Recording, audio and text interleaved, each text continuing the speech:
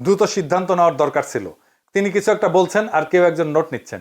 তিনি বললেন, জাতীয় পতাকা কেমন হবে? কয়েকজন বলল, আজ বটতলায় যেটা তোলা হয়েছে সেটাই হোক। জাতীয় সঙ্গীতের প্রসঙ্গ উঠতেই দ্বিজেন্দ্রলাল রায়ের ধনধান্যে পুষ্প ভরা গানটির প্রস্তাব এলো। কিন্তু এর দুটো সমস্যা ছিল। প্রথমত, গানটার কোথাও বাংলা বা বাংলাদেশ শব্দটি নেই। দ্বিতীয়ত, গানটার কোনো রেকর্ড পাওয়া যায় না। শেষমেশ প্রস্তাব করা হলো রবীন্দ্রনাথের আমার সোনার বাংলা, আমি তোমায় ভালোবাসি গানটিকে জাতীয় সঙ্গীত করা হোক। শেরজুল আলম খান মাথা নাড়লেন। একজন সঙ্গে সঙ্গে নোট নিল। এরপর এলো জাতির পিতা প্রসঙ্গ। রঠা কখনোই বাঙালি জাতীয়তাবাদী ছিল না। কলকাতার কোনো হিন্দুই বাঙালি জাতীয়তাবাদী হয় না। পশ্চিম বাংলার সকল হিন্দু বুদ্ধিজীবী এলিট সবাই সর্বভারতীয় প্যান ইন্ডিয়ান অখণ্ড হিন্দু ভারতে বিশ্বাস করত এবং করে এবং করবে। এরা সর্বদা আগাগোড়া অখণ্ড ভারত মাতার পূজারী। আগামী এপিসোডে আমি এটা নিয়ে বিস্তারিত আলোচনা করব। কাজেই মুসলমানদের স্বার্থবিরোধী সন্ত্রাসী বঙ্গভঙ্গ রদ আন্দোলনের চারণ কবি রবীন্দ্রনাথের রচনা করা আমার সোনার বাংলা গান কিভাবে বাংলাদেশের জাতীয় সঙ্গীত হয়, এই প্রশ্নটা আমাদের তুলতেই হবে। এই গান তো কারোই গাওয়া উচিত না। অতি দ্রুত গণভোট আয়োজন করে এই জাতীয় সঙ্গীতের ব্যাপারে সিদ্ধান্ত নিতে হবে। সিরাজুল আলম খানের চাপায় দেওয়া গানকে কখনোই আমাদের জাতীয় সঙ্গীত হিসেবে মেনে নেওয়া যাবে না, হবে না। রঠা বাঙ্গ প্রগতিশীলদের কাছে সবসময় একটা পলিটিক্যাল প্রজেক্ট ছিল।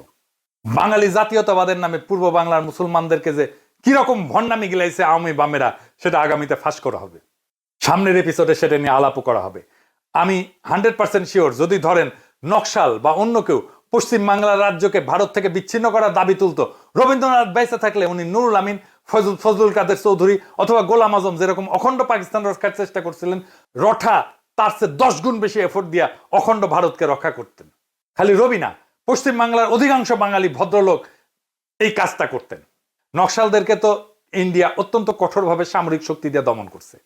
সেটা নিয়ে পশ্চিম বাংলার বাবুরা জেনোসাইড, গণহত্যা বলে লাফায় না।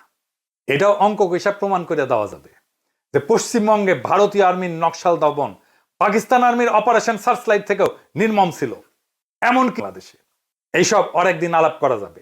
বাঙ্গু প্রগতিশীলদের চিরতরে জয় বাংলা করে দেওয়া হবে। রঠার আমার সোনার বাংলা কখনোই পূর্ব বাংলার চাষাভুষাদের হৃদয়ের গান ছিল না। এটা ছিল হিন্দু জমিদারদের, কলকাতার বাবুদের শোক গাথা, যারা ঢাকাকে রাজধানী হইতে দেয়নি, যারা পূর্ব বাংলার মুসলমানকে বাঙালি মানেনি, আর রবীন্দ্রনাথকে বানাইছিল সেই আন্দোলনের চারণ কবি। এখন সেই গান আমাদের মাথায় চাপায় দেওয়া বলা হয় এটাই আমাদের জাতীয় সত্তা, এটাই আমাদের ন্যাশনাল ভ্যালুজ। কিন্তু ইতিহাস বদলায়, বাতিলের খাতা থেকে উঠে আসে নতুন সত্য। পূর্ব বাংলার চাষাভুষা মেহনতি মুসলমান যারা একদিনেই গান গাইতে বাধ্য ছিল, আজ ইতিহাস আপনাকে প্রশ্ন করতেছে আপনি কার শোক গাথা গাইতেছেন আপনার জাতীয় সঙ্গীত হিসেবে। তারেক রহমান আর বিএনপিকেও বলতে হবে কেন তারা রঠার গান জাতীয় সঙ্গীত হিসেবে পাইয়া গর্বিত।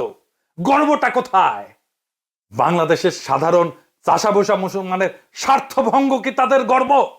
জাতীয় সঙ্গীত হইতে হবে সেই গান যা জন্ম নেয় মুক্তির জন্য, প্রজার হৃদয়ে শোষণের বিরুদ্ধে দাঁড়ায়। আমার সোনার বাংলা না, আমাদের চাই আমাদের নিজস্ব, আমাদের আত্মপরিচয় বহনকারী, আমাদের স্বপ্নের প্রতিধ্বনি করা গান।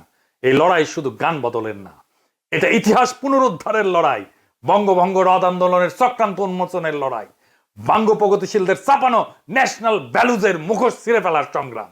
এখনই সময় আসছে রঠার লেখা ইতিহাসের বদলে নিজের কলমে নিজের ইতিহাস লেখার, নিজের কলমে নিজের জাতীয় সঙ্গীত লেখার, নিজের কলমে নিজের গৌরবের ইতিহাস লেখার, বাংলাদেশের ভূখণ্ডের এই জনগণের সত্যিকারের জাগরণের ইতিহাস লেখার। এইবার সময় আসছে আমার সোনার বাংলাকে বিদায় জানানোর। নতুন স্বাধীনতার পরে আসবে নতুন জাতীয় সঙ্গীত। জয় হোক চাষাভুষার, জয় হোক ইতিহাসের।